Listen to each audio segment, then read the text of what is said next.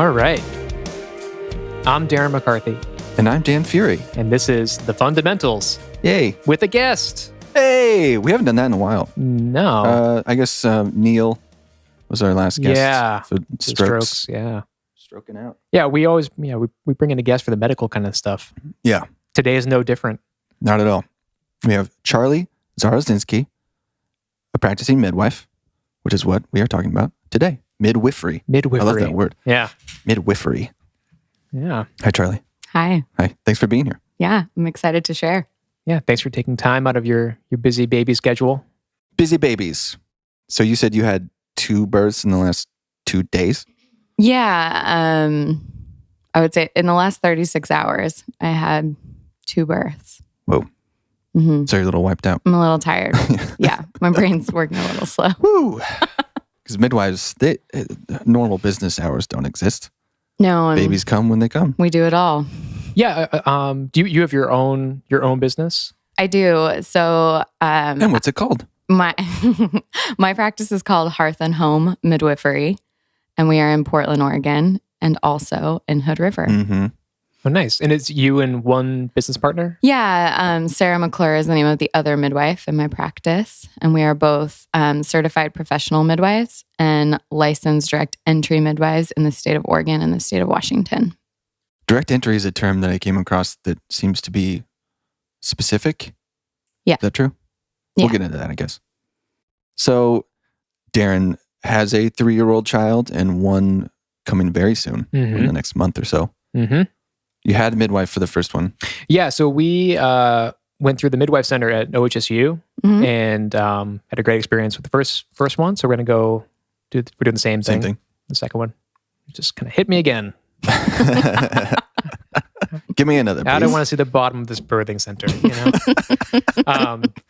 No, it was a great experience, and it was, still somewhat of a hospital experience, but it was nice because it wasn't super, well, it's taken more than 7 minutes. Let's just go ahead and get the C-section going. It was, still midwives, but it did have that sense of if there's any sort of like emergency for whatever reason. And we actually did need a couple interventions. A little bit of a security blanket, I think. So it was nice, but we had a great experience. And the midwife that was on call for our son's birth, she was great. It was her name's Linda, and she Linda Glenn. Yeah, I'm familiar. Are you? Oh, yeah? Yeah. Yep. I hope you like her. I do. Yeah. She's lovely. She's a very intelligent woman. Yeah, She's a great midwife. yeah, she was excellent.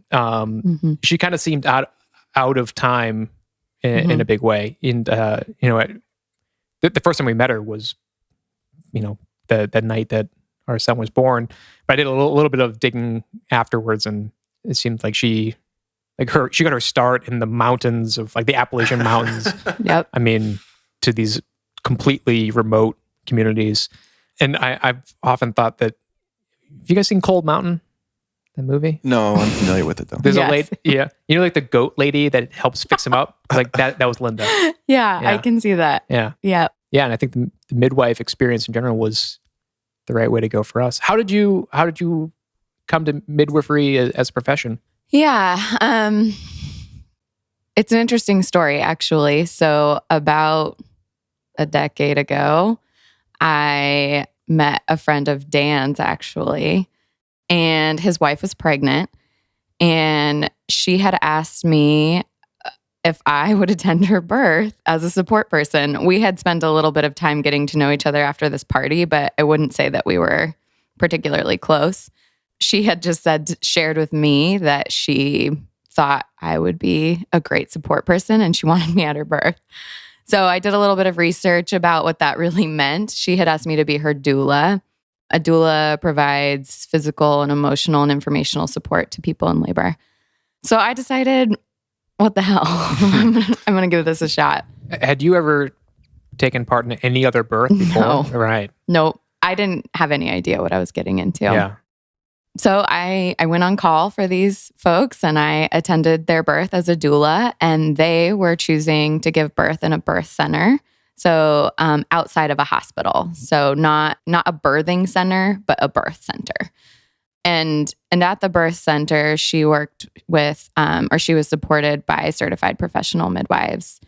And it blew my mind. I had no idea that birth could look like that. I had always imagined birth to be highly medicalized, something that was pretty scary, that needed a lot of attention. And this woman labored on her own and caught her own baby, and she did it in a tub and was really well supported by her family and 2 midwives, and it was beautiful. So after that, I had decided that I needed to get into birth work, and I started working as a doula. I kind of started my own, I'm an entrepreneur, and I decided to start my own business at the time. And I became a doula, and most of my work was done in the hospital. And I kept leaving these births feeling, for lack of a better term, pretty traumatized. And it took a while for me to figure out what was happening for me that was causing such distress. And I had realized that it was the lack of autonomy that women had in their own birthing experience. So I did some digging into what I could do about that and how I could help support women to make more of their own choices, and decided that becoming a midwife was the right path. And here I am. So what is the, I mean, did you have like a background, like an education background that lent itself to this, or did you have to go back to school, or what's that process? I think a little bit, because your first degree was psychology, right? Yeah, that's correct. With the intention of going into clinical psychology. So I completely switched gears at this time in my life, and I went to school. I went to a school called Birthing Way College of Midwifery, and I spent 5 years there, and I got a bachelor's degree in midwifery science, and did an apprenticeship that took me about 3 years to complete. By the time I had graduated from Birthing Way, I had attended about 80 births and had been in, classes, academics for 3 years full time. Wow. Yeah. Let's make the distinction between doula and midwife. Please. Yeah. Because honestly, for a long time, I was like, I don't really know what the difference is, but a doula is a non-medical practice. Correct. It's just emotional and physical support to some degree. Mm-hmm. But largely emotional. Correct. Coaching. Yeah, they're support people for people in labor. So a doula is really familiar with the birthing process, knows a lot about people's different options, depending on where they're choosing to give birth, and is mostly there for continuity. So, a doula typically stays with somebody throughout the entirety of their labor.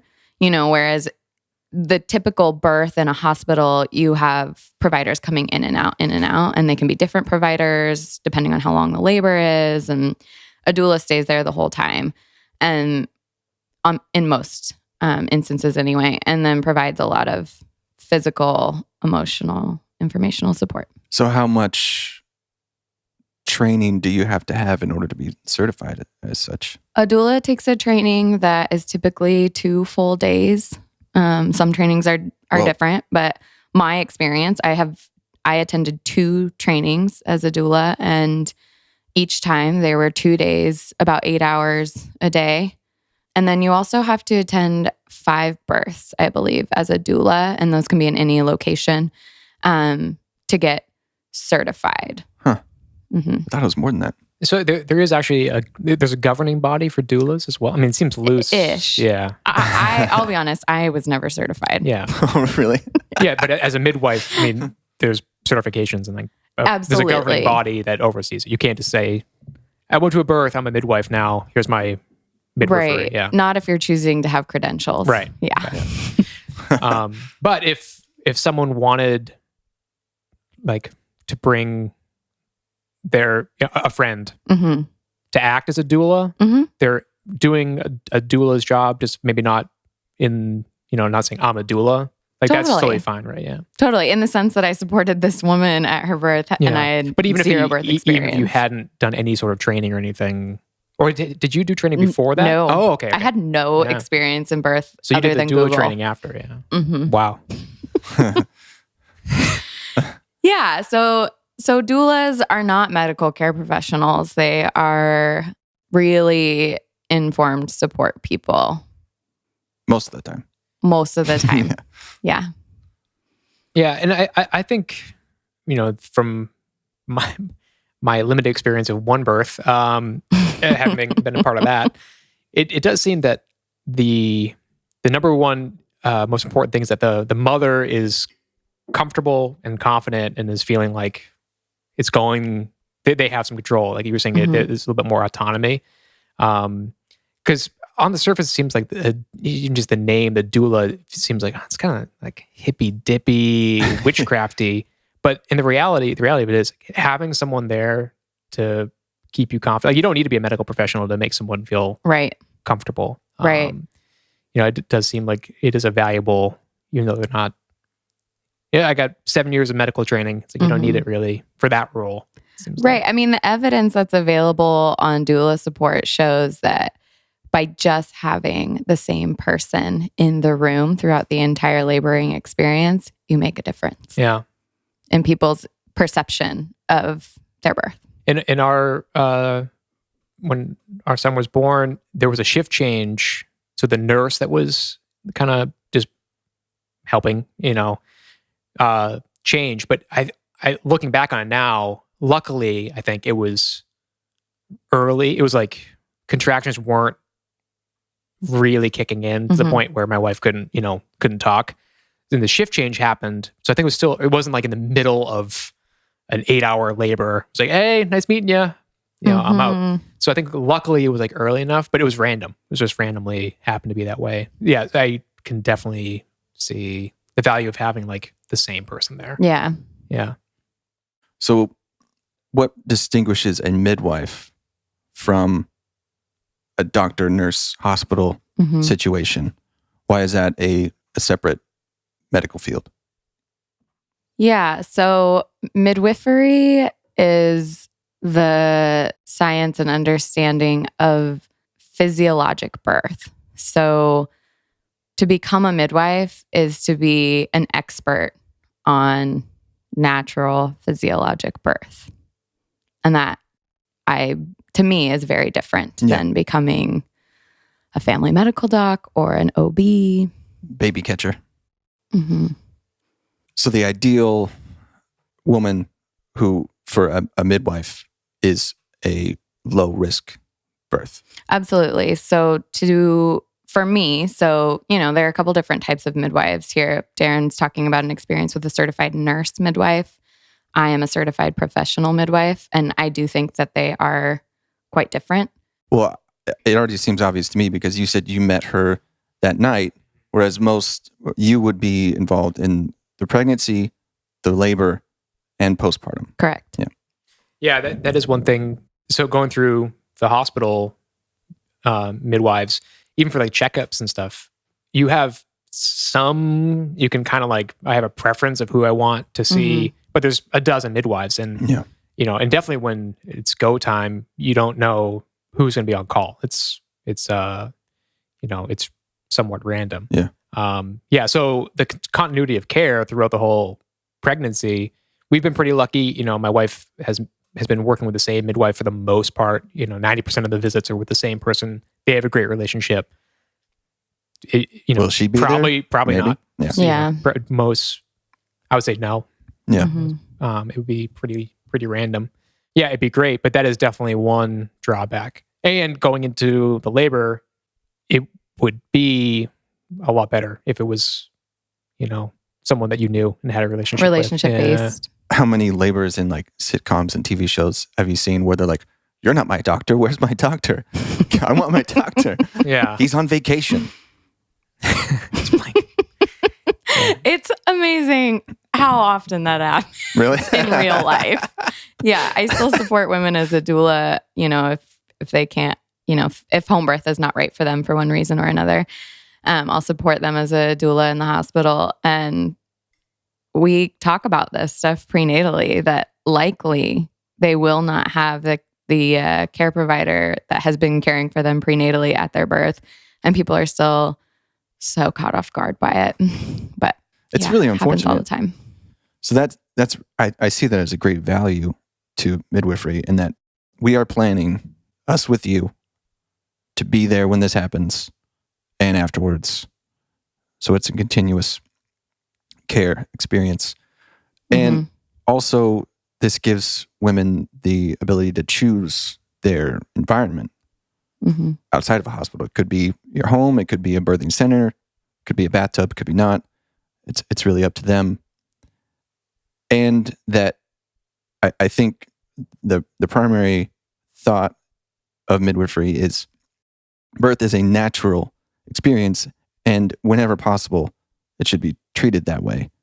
Not C-sections, not drugs. Whenever possible, make it as natural as possible, right? Yeah, I mean, kind of going back to your question before about what the ideal client is for a midwife, for me as a certified professional midwife, the ideal client is a healthy, low-risk individual who is choosing to have a quote-unquote natural physiologic birth. And for those folks who are choosing that, then yes, absolutely, the hope and the goal is to have that occur. Yeah. I would say that of the women who choose to have, of the families who choose to hire my practice as their midwives, we have about 98% vaginal birth rate, and about 10% of first-time moms end up transferring to the hospital for therapeutic rest, so an epidural. And then about 2% or so of people who've had babies previously end up going to the hospital for one reason or another. So most of the time, a vaginal birth occurs. In the scenario of twins, have you done that, or is that not really ideal? It is legal in the state of Oregon to attend twin home births. And I currently have my first pregnant twin, my first client who's pregnant with twins. Wow. Yeah. Congratulations. That's exciting. I'm pretty excited. We're really well trained on how to attend twin births because there are surprises. Yeah. We do our best there to could know. Be 3. We don't do that. But we do our best, to know as much as we can about a pregnancy. But given it's a particular client's choices, we might miss something, very, very rarely. But I have heard of it happening. Those are called surprise twins. Yeah. Anyway, regardless of whether or not we plan to attend twin births, we're very well trained in how to care for somebody who's giving birth to twins. And so, yeah, my practice has decided to take on this client. So that's less of an occurrence for midwives is to do twins. More. Far less often than a single pregnancy. Yeah. What point in the pregnancy do you start seeing the mother, like in the first trimester, and just kind of do all the checkups all the way? Are they also seeing their like a primary care doctor in conjunction or separate? Or good question. Everyone asks this. We actually provide care for people throughout their entire pregnancy, so they don't need to see anybody else. We take the place of, like somebody that they might see in the mainstream medical model. So if somebody were giving birth in a hospital, they're going to be seeing a midwife or an OB, on a regular basis for their prenatal care. And we provide all of that. Wow. So they see my partner and I for the entirety of their pregnancy. We do their birth. And then we also provide the care to them for 6 weeks postpartum for mom and baby. And one of the things that's really exceptional about midwifery care is that we do postpartum care in their homes. So we come to them and they don't have to leave. That is nice. It's really amazing. Yeah. Yeah, I think it makes a really big difference in people's postpartum experience to have a care provider come see them in their homes. And for us too, we get to see what life is like for them really, as opposed to having them come into a clinic and we're asking them how they're doing. And, you know, some people want to talk about it and some people don't. Whereas if we come to their home, we get a real snapshot of what's happening. Yeah, it's got to be a lot of valuable information just looking around. Yeah, absolutely. Yeah. Who's holding the baby? Yeah. How clean is the house? Yeah. Has mom been doing a lot of work or has she actually been resting? Those Yeah. sorts of things help us to provide better care. So I did a cursory bit of research into the history of midwifery.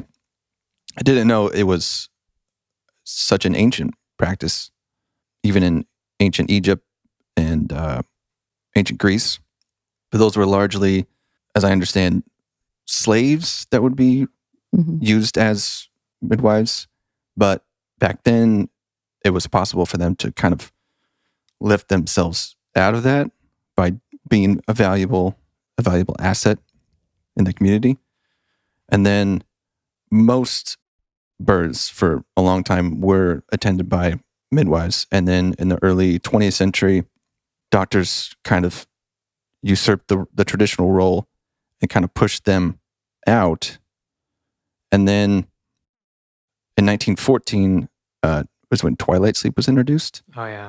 So we start getting heavily into like medical treatment of labor. Yeah, it's at a medical event now. Yeah. And more surgeries and stuff like that. It wasn't until the 60s and 70s with the women's movement that women started to take control more of their births, and midwifery has escalated since then, which is great. If you were practicing midwives in the 1500s, you might be accused of witchcraft, which would be fun. Not a lot of men. There's like something like 1% of active midwives are male in the US. I don't know. I can't Never met verify one? that statistic, but That I've even- never met one. That no. even seems high. In some countries, there are more even predominantly male midwives. I think in some Southeast Asian cultures, some are even most of the traditional midwives are men, which would be interesting. Yeah, I think Doesn't really make sense. that is an interesting choice. Yeah. I mean, I think there's something that's really powerful for, you know, most people who are giving birth identify as women. Yeah. And I think that for women, it is really powerful to have another woman supporting you. Absolutely. I just think that there is a different level of empathy that can be understood. Even if you yourself haven't given birth, Mm-hmm. you can easily put yourself in their place. Mm-hmm. And to know that you have such a dedicated person there, someone who knows you, knows your name, knows your family, knows everything about this baby up until now. I have to imagine it's a totally different and much more rewarding experience than showing up at the hospital when after your water breaks and then you're going to get that baby out, Mm-hmm. do whatever it takes, give you a shot, cut you open, possibly. Give My you a mom. shot. I would imagine. You're not wrong. I would imagine that most I'm going to stab you in the spine Yeah. with this giant needle. get ready, curl up in a Yeah. ball. Yeah. My mom had a C-section with my little sister. She was 35, almost 36 when she was born. It was a long, hard birth. She hadn't had anything like that with me and my other sister.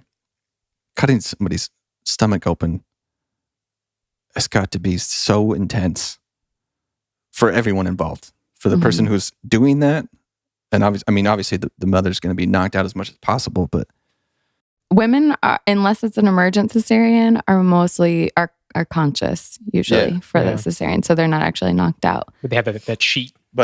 numbed as much as Correct. possible. Yeah. Mm-hmm. I have to imagine it's also much more, in hindsight for the mother, a much more rewarding experience to have been conscious and active and aware as much as possible during that experience, even though I'm sure it's incredibly difficult. How would you feel if you didn't even really remember that whole process? I think people have memories of their birth. I mean, I would say that most people recall their birth experience, but I would say that the experience of people having traumatic birth is exponentially higher in a hospital setting than any other birth setting. How many women poop themselves? Everyone poops. Just get used to it. Everyone Every time? poops. Yeah. You mean like every time they have a baby? Or like... Yeah. Wow. Yeah, everyone poops. It's so rare that they don't.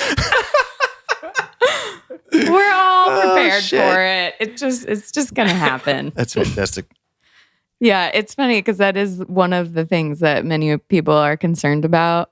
And yeah, I'm sure. You know, I will say that I was just out of birth and she didn't poop, so it can happen, but very rarely. Oh man.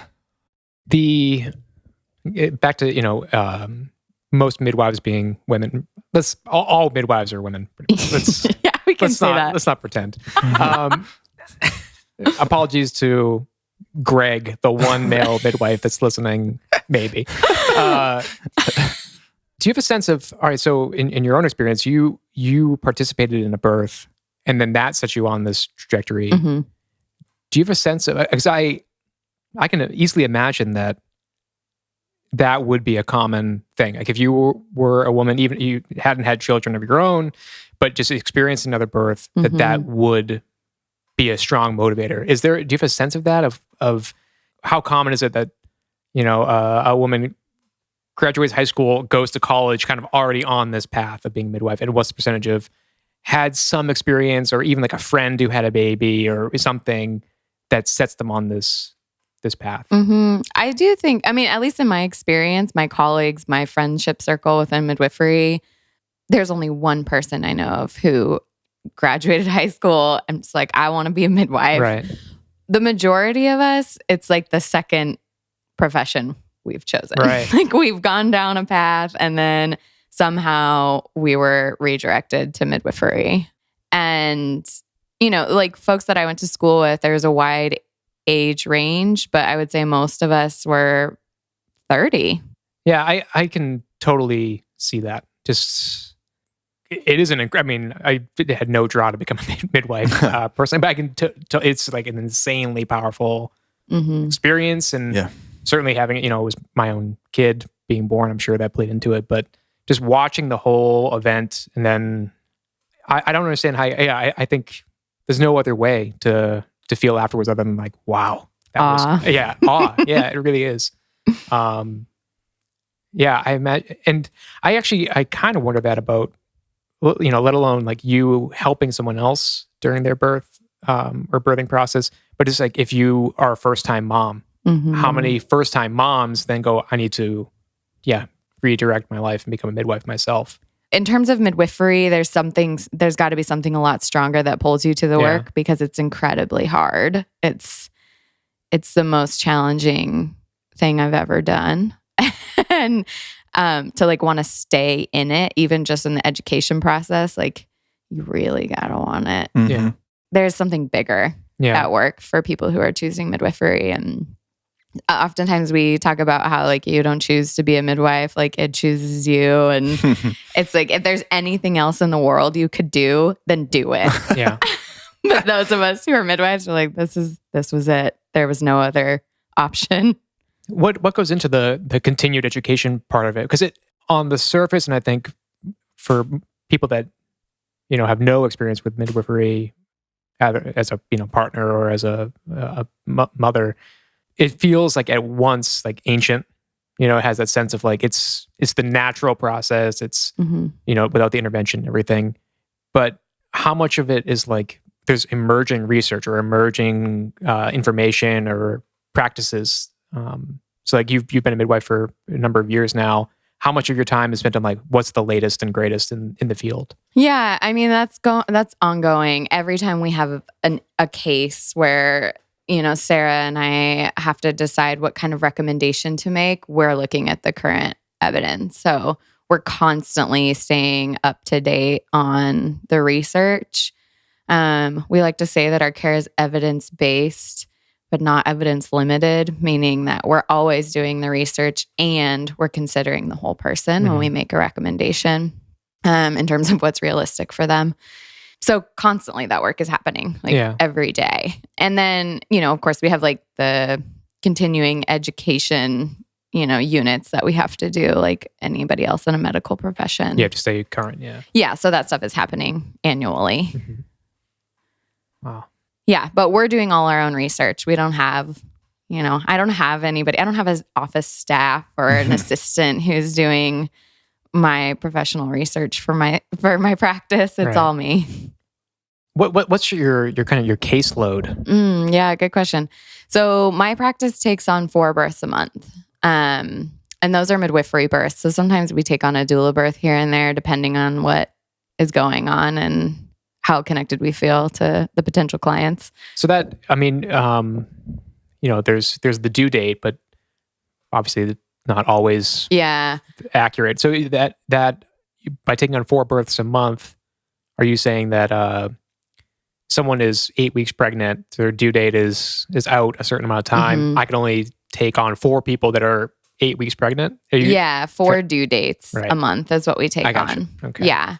And of course they happen whenever they happen. Yeah, this last week, our practice attended 3 births. One of them was a December due date and 2 of them were January due date. Wow. Oh, man. So we're always on our toes. Yeah. And in the event that, you and your partner, what if there was a third birth, they all happen to happen, within the same time frame, is there a system for like, you need to call in another midwife who you've worked with, or do you send them somewhere else to a different midwifery? Or yeah, we work with other midwives in our, in the area that we serve, and we just have people who are available for backup. Yeah. We basically have a list of midwives, and we just go down the list. We've never had to use it, but it's always in place if we ever had to. The closest we've ever come to 2 births happening at once is just that they happened back to back. So finishing a birth and then running off to the next. But so far, no births have happened at exactly the same time, which is kind of amazing. Yeah. How many births have you been a part of to date? I mean, you had been a part of 80 as a doula, and then before I got my credentials as a midwife. So I was doing midwifery work in those 80 births. I was just considered a student. Oh, right. Okay. I have done approximately 150 births. Wow. As a midwife. Yeah. That's pretty wild. Yeah, that's a lot of babies. That's a lot of babies. I mean, I was trained by midwives who had attended 500 births. So when we were talking to Linda, I was like, have you brought like 10,000 people? Like, probably. She's an older woman, and it seems like she's been doing it for 40 years, Actually, one of the most recent checkups, my wife went in, and Linda was the midwife that she sweet. could see. And when my wife came home, I said, do you think she remembered you? Like, I don't think so. I think she's moved on. That's another thing that's really, I think, special about midwifery care, home birth midwifery care, is that we do get repeats, and we have that relationship, and we know how their previous birth went, and we know what their life is like and how things have changed. And so over the years, we'll have the same family have 2 or 3 or more babies with us. And how much of a predictor is the first birth to like how the second one's going to go? Because it always rings like a little bit of like, I don't know, old wives' tale that, the second one, the labor's always faster. Is that actually true, or is it? It's almost always faster. Yeah. People don't really believe us. We talk about it frequently prenatally with our clients who are having their second baby. And we remind them over and over again that this one will probably be quicker and that they should call us sooner. And Almost always that's the case. Does that extend to if the first birth was a vaginal birth, that the second one will be, or are there other mitigating factors that will kind of affect that? That there's no guarantee, or is there kind of more of a chance? Yeah. People who have had one previous vaginal birth and no cesarean, so only a vaginal birth, are the most likely, they're incredibly likely to have a vaginal birth the second time around. And they are the lowest risk birthing people. So their risk picture is, very, very minimal. Yeah. You do ultrasounds in your office? We don't do ultrasounds, but we refer out for them. Okay. So most people who are in my care go to like an imaging facility as opposed to a hospital to get their ultrasound done. And it's pretty easy and painless for them. And we can refer. You just kind of get a report back. Exactly. Yeah. And their insurance will cover it. But we do all of our labs in our own clinic. So we do blood draws, urinalysis. We, for both pregnancies, did some more like genetic testing, screening. My wife's a little older than what people say, the prime baby. She is geriatric. Yeah. As they say. Yeah. But the AARP is pretty good. So, but so just her being on the older side of a motherhood, we did more genetic testing. Is that something you do as well? Yeah. Like screening and everything? Yeah, absolutely. We do that same. I'm imagining she did non-invasive prenatal testing. Yeah, it was a blood draw. I think it wasn't. Yeah. And then also there was, just some more like ultrasounds, I think. So people can choose that with our practice, and we're able to offer all of those testing options to folks. We offer what's called informed choice with all of the procedures that are available. So, we tell people what their options are. We give them the evidence. We talk about pros, cons. We talk about costs. We talk about maybe if we have a recommendation specific to their situation. And then ultimately the family decides. Yeah, it seems like too much information can be very distracting. Like when we were doing that genetic testing stuff, they said, we can look for, here's the 30 most common things, or we can look for 1,000 things. And the more we look, the more you'll find something. So, if you care whether or not your kid's going to have blue eyes or brown, we could probably figure that out. I'm totally, making that up. Scary. Or if you want to know, did like the spine form, something that's actually quality of life or maybe, viability kind of thing. It does seem like the more you look, the more in your brain you can get. At least maybe it's a personality type. I'm describing myself. Yeah. I think that happens for a lot of people. Yeah. It's like if you go looking for a problem, then you can find one. You can find one. Yeah. So does that come into account? Do you try to hesitate on do you recommend people only look for certain things, or no, it's just up to them? Yeah, it's totally up to them. And we provide a written document for people to read. Right. So that they can read about the evidence and about all the different options. And then they sign they indicate their choice and sign the document. We definitely, a part of our informed choice conversation is always talking about what the next steps would be, because that does inform people's decision making. Sometimes if we find this, then the next step is to test for XYZ. And to some people that's overwhelming and they're like, okay, I don't want to do this because I don't want to go down that rabbit hole. And then for other people, it's really important to know. And so we go through all the steps. Midwives I really see my job as, I'm a medical care provider for folks, but I'm also there to support them in making their own decisions. We want to empower people to be autonomous in their medical care. Yeah. Yeah. I don't want to make decisions for people.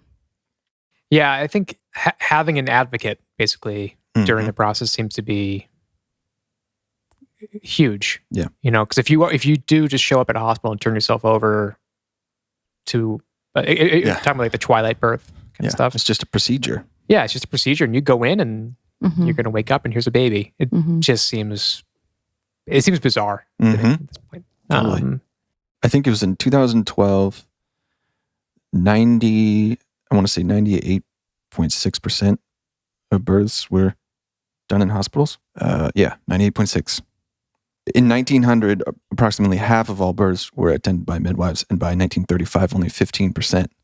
So it took a huge dip for something like 40 years before it started to, and I'm sure it's just because midwifery is like close to my reality, but it seems to me like it's growing.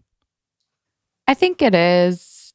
And I mean, just based on my experience. Yeah. But still, even the most recent stat I heard is that only about 1% of folks are choosing Wow. to have hospital care. Is it kind of a regional thing too? Because I totally just like my intuition tells me that there are more midwives in Portland than there are in Indianapolis. Oh yeah, you know what I mean? I'm sure that's true. But you know what I mean? Like, comparable sized cities, but it does seem people probably have an irrational judgment about it, that it is like hippy dippy. And I think how much of that comes out of popular culture too. Totally. Every birth in every movie or TV show is like, they just, right, freak out, panic. I want the jobs. Right. Yeah. So you kind of have that. You have that in the back of your mind. Yeah. Yeah. I mean, I think the biggest barrier to people receiving midwifery care is knowing that it's an option. Yeah. Yeah. People don't even know it's an option. Always the hospital. If you know that if something is not within your care, you will take this woman to the hospital if they have to. But it's like they're incredibly capable. They're more capable than a doctor to give you the best experience of birth. Yeah. Right.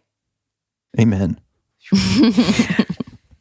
To all the women that are listening to this show right now. You are our first female guest, by the way, over here breaking barriers. Wow. Yeah. Check that shit out. I think we've had 3 guests. Yeah. 3 or 4.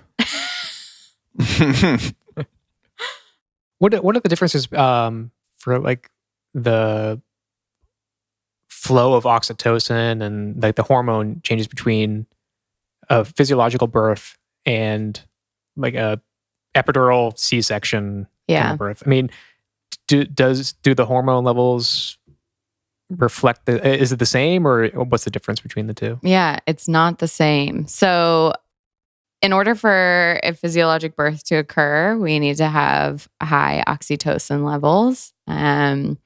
So in order to have high oxytocin, you have to keep stress hormones low. They counteract one another. Mm-hmm. You may be familiar with the kind of story or idea that when a woman goes to the hospital, so she's in labor, she goes to the hospital, she arrives at the hospital and her labor stops. Oh. And that is because stress hormones rise, so oxytocin drops. And that kind of ties back into the having the same person. Like, you don't have a bunch of people coming in and out, right, to stress you out, Right. And there are so many different factors to consider in keeping oxytocin high. So oxytocin is what encourages regular contractions to happen, and it's what makes it possible for someone to deliver vaginally. When you get an epidural or Pitocin, they like to refer to Pitocin as oxytocin in the hospital. It is not the same thing. It is a synthetic version of the hormone. So when you receive a medication like Pitocin or whatever cocktail is in your epidural, it disrupts the body's normal feedback system and inhibits the body's natural ability to create oxytocin. So there's this idea of a cascade of interventions, and that's what that is related to. So if somebody gets an epidural, it has the possibility to alter their contraction pattern. So maybe their contractions slow down. So then the next step is to give them Pitocin so that contractions will occur.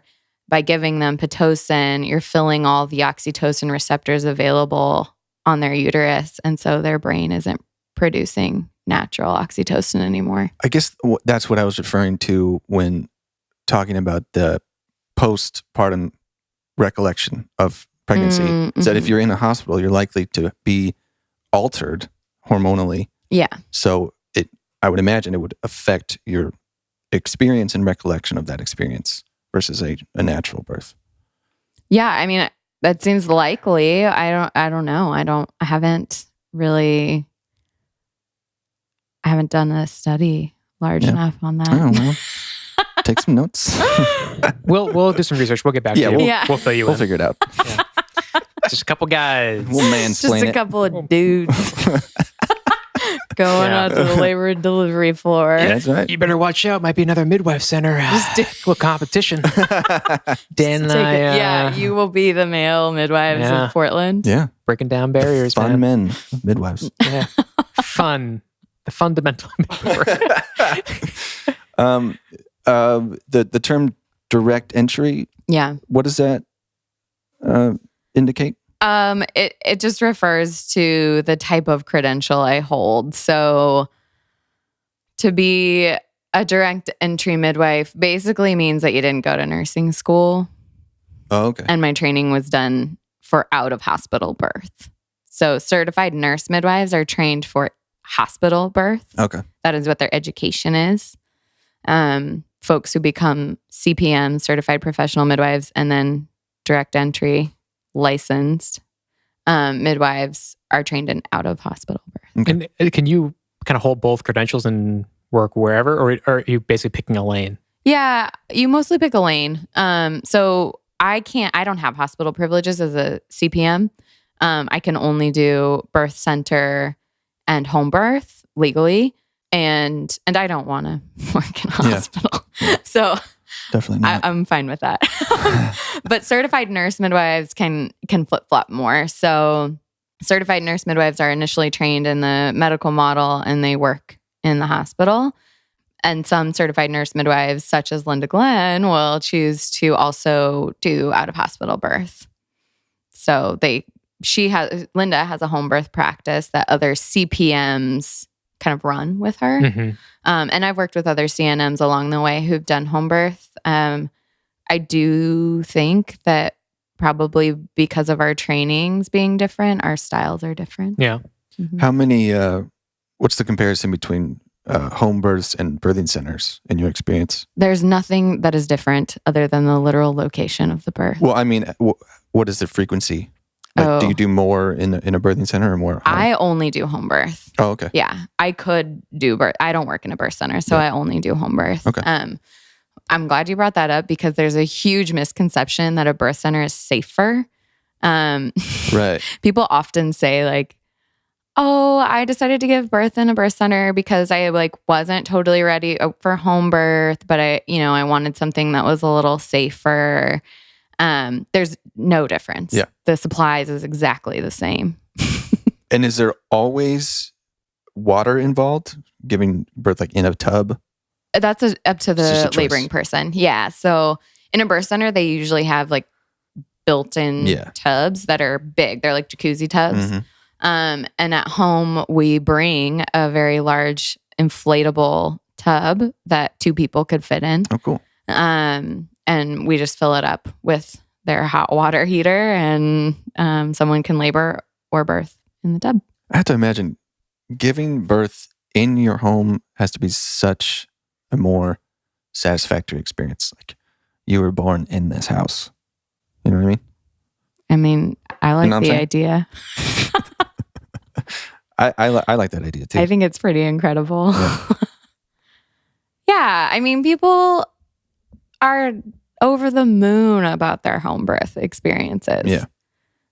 I mean, not that people aren't also over the moon about their hospital birth experiences. Some people are, but I do think that home birth is a really right choice for a good number of people.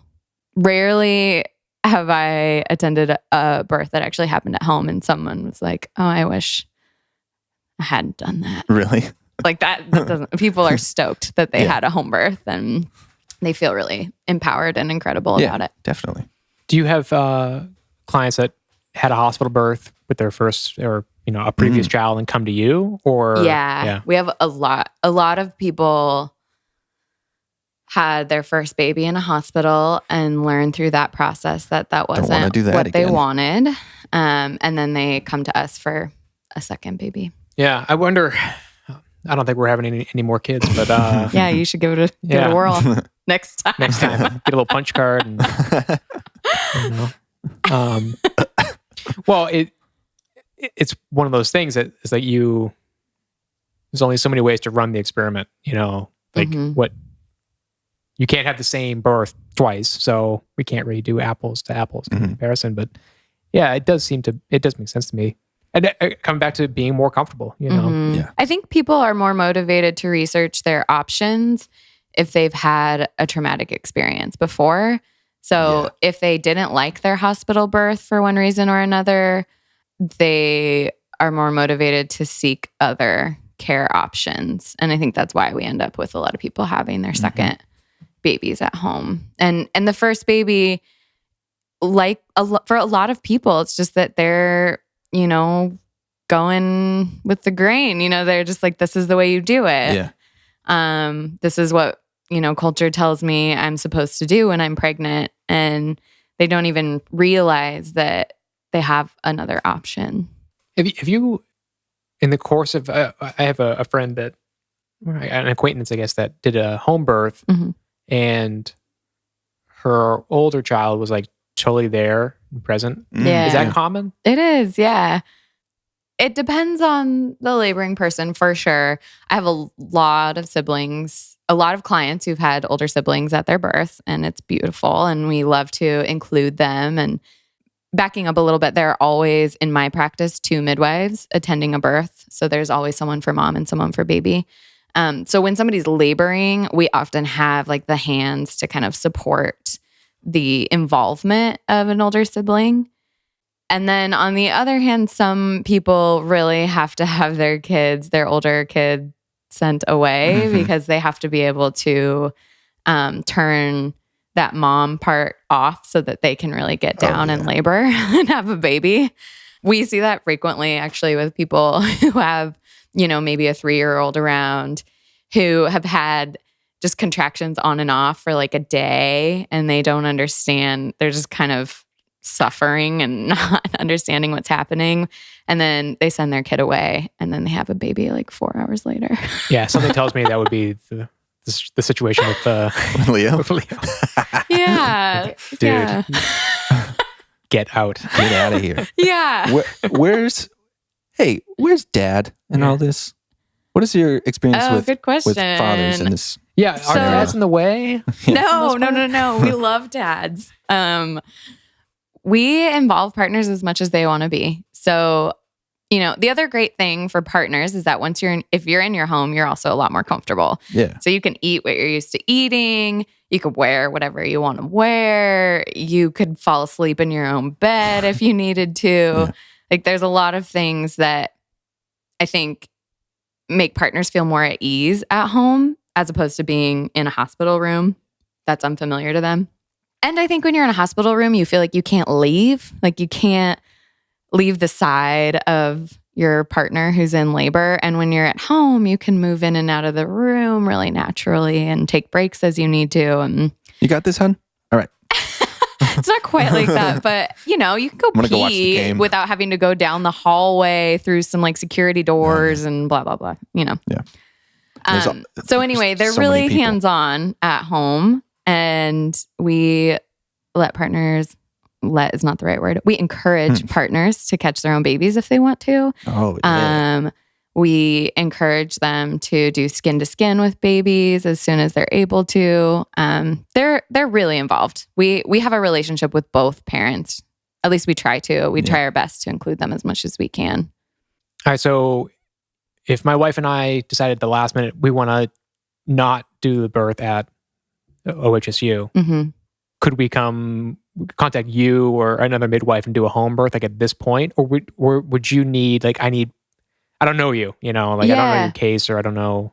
You could switch to a home birth. It really depends on the client. So I just have the knowledge of knowing that your wife has received prenatal care, and therefore I would be comfortable as a midwife taking her on as a client later in pregnancy, because we would have records showing that she is presumably, healthy and normal and low risk. But in I didn't know I was pregnant scenario and you went to labor, you Yeah, I would not be interested in that. That is a midwife's choice to make. But I would not be interested in if that. somebody came to me 37 weeks and was like, I've had zero care whatsoever, Catch my I would baby. not personally feel comfortable taking that client on. But my practice has had several late transfers, women who are 36 weeks pregnant or so, who realize, I don't want to do this in a hospital. And they get we transfer all their records and we take them on and we do a home birth. And it's worked out really well. I would say that happens like once every other month. Really? Wow. Wow. Yeah, it happens pretty frequently. Do you feel any sense of even this private? I don't know if you can answer this. We can edit it out. But even like if someone says, like a pregnant woman says, I want to go to the hospital, get an epidural, and have a C-section, a scheduled C-section. I do not want to have vaginal birth. Do you have any like, you're missing out, or that's not the best way, or No. or is it more if that's what it takes for you to feel comfortable? Yeah. My goal is to support women in making the right choice for themselves. And whatever that is, I'm happy to support. I certainly don't ever want to convince somebody or try to convince somebody that they should give birth a certain way. I think that inherently that creates an unsafe environment. Yeah. So if a woman comes to me and says, I want to have a planned cesarean, my response is, great, how can I support you in that? It's interesting too. I had never spent I'd never spent a second of my life thinking about what kind of birth do I want my partner? Yeah. Like, I'd never had that thought, but it seemed like right from the get-go, very early, as soon as we found we were having a baby, my wife kind of knew what she wanted without having to kind of go through, what's the menu here? What can I pick? Yeah. Is it kind of like an inborn thing with mothers that this type of person is going to lean one way or another? Or is it as they get information, they make more and more and more choices and kind of narrow in on what they want? Or is it like, I'm pregnant, I want to have a home birth? I'd say it's probably 50-50 of folks that come to us and are like, I'm pregnant, I want a home birth. And people who come to us and are, I'm pregnant, I want to know about my options and I want to know a little more about this home birth thing. And then probably of those people, half of them choose home birth and half of them choose hospital. This is a guess, but it seems fairly evenly split. I think a lot of the reason, I'll just be honest about this. I think a lot of the reason people choose hospital birth over home birth when they're torn is because of a misconception around cost. They think the hospital birth is going to be less expensive because their insurance will cover it. And then they find out after they've had a baby that they still get a bill. It's hell of expensive.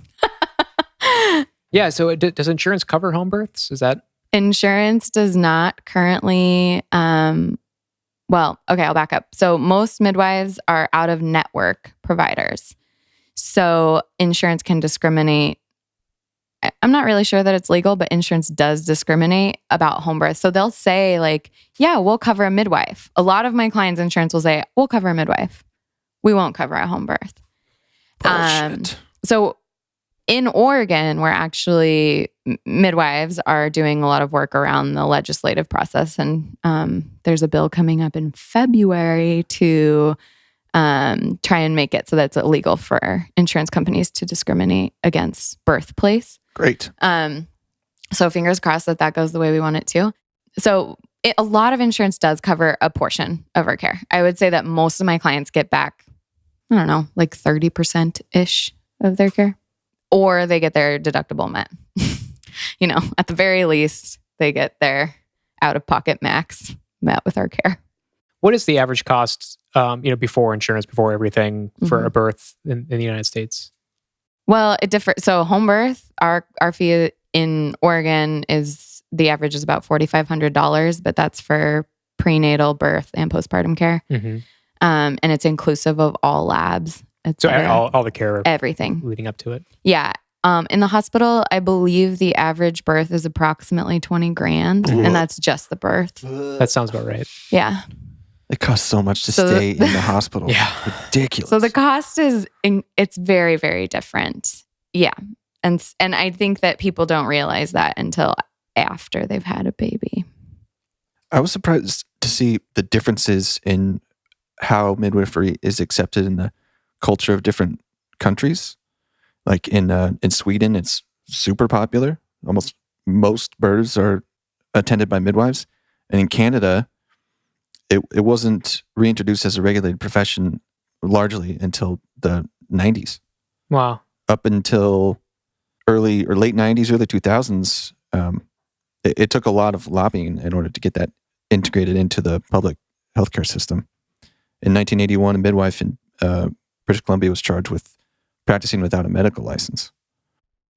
So a lot of them had to operate in a legal gray area Witchcraft. for a time. Yeah. Modern day witchcraft. Yeah. Yeah. No insurance or license. Yep. Which still happens in part of the states Yeah. as well. It's not, midwifery work is not actually legal everywhere in the United States. Yeah, it's state by state, right? Mm-hmm. Interesting. Yeah. And in Europe, they have a triage system where everyone gets assigned a midwife. You're pregnant, you get a midwife. And you risk out of midwifery care if you need an OB. Oh. So wow. they have this system where midwives are the, pillar of obstetrical care. And in the United States, we just haven't figured Imagine it out that. yet. That actually seems to make a lot more. If it's especially, it's going to be a straight up vaginal birth. Straight up. But Straight up. if you don't need everything else, then it seems like, and percentage of births that would actually medically need another intervention is going to be tiny, 1%. I'm sure it's very low. Yeah. I mean, the approximate rate of cesarean for folks who are choosing midwifery care, out of hospital midwifery care, is about 5% in the United States. And our average cesarean rate in the United States is closer to 30%. Yeah. Whoa. That's a lot of Yeah. C-sections. I remember, man, this was a long time ago. I remember they showed a cesarean on, I think it was Oprah when I was a kid. I think it was around the time that my mom Sounds gave terrible. birth and had one. And it was, I can still picture it, knifed that stomach right open. And I was like, oh, they're murdering her. They're murdering her. How do you get that back together? Stitches, staples. But I mean, just from all the way across, just That doesn't sound like a sliced normal open. cesarean. Hey, saw it on Oprah. So. Yeah, I think one other thing I would love people to know about out-of-hospital midwifery care is that when we attend a birth, we bring our supplies to the home, and we carry all the same anti-hemorrhagics they have in the hospital, and we carry oxygen, we carry suturing equipment, we carry lidocaine, we carry IV equipment, and are prepared to do all of those things if needed. But we are hands off as kind of a general rule, and then intervene as needed. But I think it's a large misconception that that home birth could be unsafe because we don't have these tools we need if an emergency were to arise, where in fact we have a lot of the same tools that they have in a hospital. If a baby has to go to the NICU, what's that process like? Yeah, we depending on what's going on, we would call 911 and we would go with the baby in the ambulance and take them to the hospital. That's scary, but also kind of adorable to think about a little baby in an ambulance. It's not adorable when it's happening to you. It's super rare. Yeah. It's really, really rare because we're not, I mean, a lot of the things, this is my bias coming out, but a lot of the reasons why I see babies go to a NICU in a hospital are because of iatrogenic reasons, meaning that, the provider intervenes here and intervenes there, and then we have a baby who needs more medical attention. But perhaps that's because they were induced at 37 weeks and they weren't ready to be born yet. Right. So yeah, they need help breathing. We don't do that at home. Yeah. So we don't have those things happening. When my son was born, he had to go to the NICU for like 2 hours. Mm-hmm. I think it was something they were like, we got to send him. And if you get sent over there, you have to stay a certain amount of time. Which is infuriating to me. But he also had to get a round of antibiotics, which is pretty sad. So I'm with him in the NICU and left my wife all alone, which was not great. Hard, so challenging. But it does get down to that choice of you can stay with her or you can go with him. And she was, you go. Yeah. It was really hard. And then in the NICU, they had to put an IV in his hand. Yeah. And so he's 30 minutes old. They have a little pen light to find the vein and just Bloody. like stabbing his little hand. And I was just looking at him. Definitely had this urge to like throttle the nurse that was, of course, it was a little bit of a rage, but also like obviously they're helping him. In the NICU though, it was definitely a perspective changing thing. Like there were other babies in there that who really aren't well, might still be there 3 years later. I don't know. Like they were really. I think they age out. But. I don't know. Get some lifers. No, but looking around, you kind of look. Like there's some insane levels of care that are required. Yeah, and the hospital does.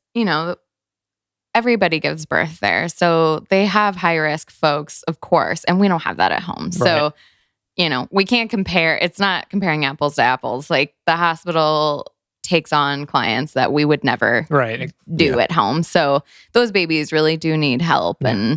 And if we had a baby who was born with an infection, then we would take that baby into the hospital. It's really hard too that the hospital system is set up so that moms and babies are separated. Yeah. I just have to think there's a better way that we could be doing things. When we do births at home, anything that's needed for mom or baby, we keep everyone together. We really see the mom and baby as a dyad, so as a one unit. Yeah. And even if we have to do, resuscitation at home, we always are trying it on mom first. Right. And, trying to keep the baby's cord intact right after they're born so they're getting their own blood from the placenta. And there's a lot of different philosophies around why we want to keep mom and baby together. So it is what it is in the hospital system, but it's a bummer we don't have a better system.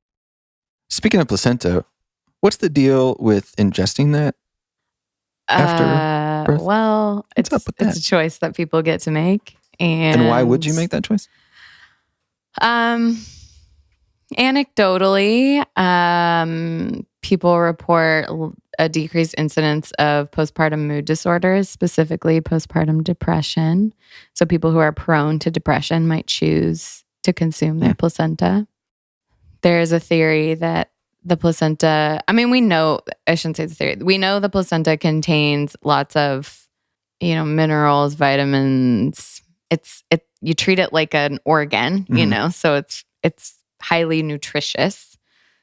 So people might ingest their placenta if they've had a hemorrhage, a lot of blood loss to help them kind of recover more effectively.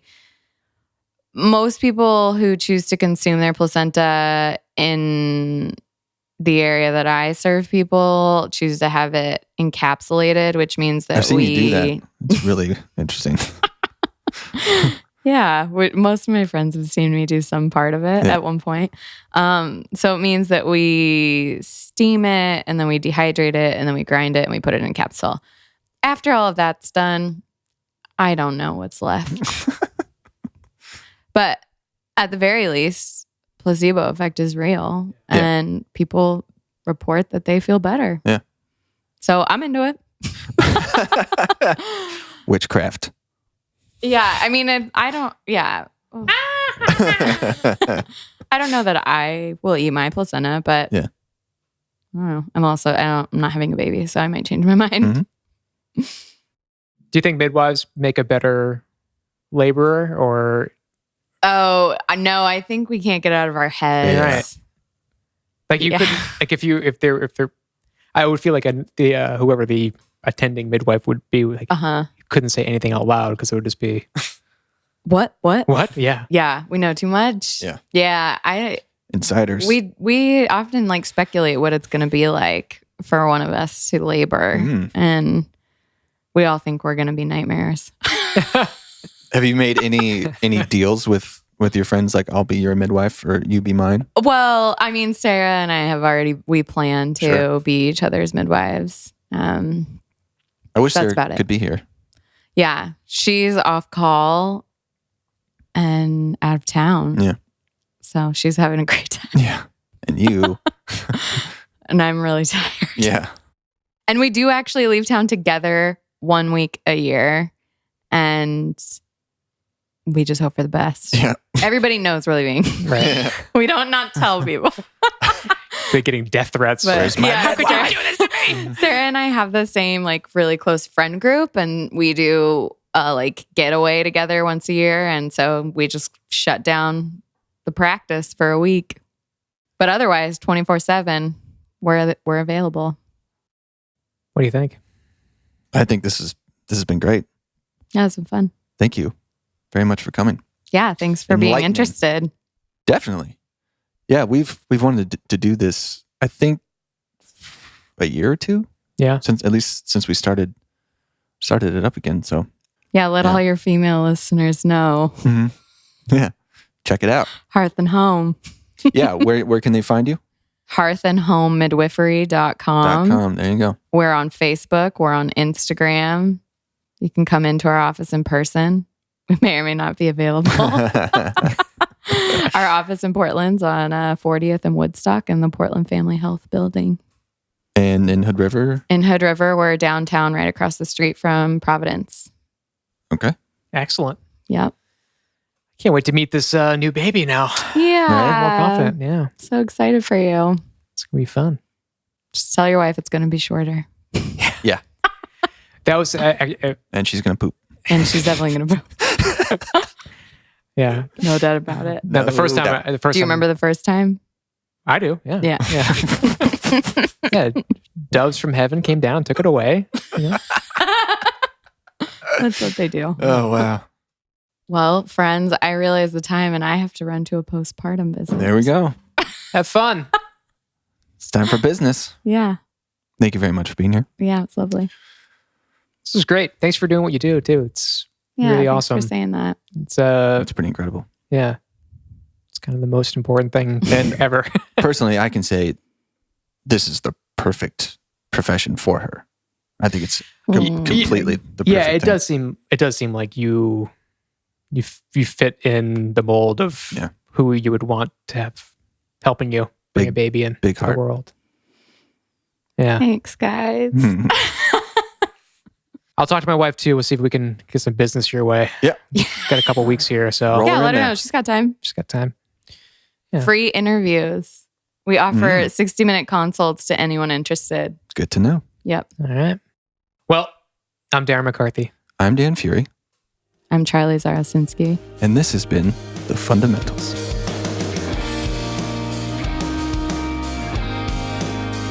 This has been The Fundamentals. You can follow us on Twitter @FundamentalsPod or find us at facebook.com/TheFundamentalsPod and send your questions, comments, and suggestions to thefundamentalspod@gmail.com.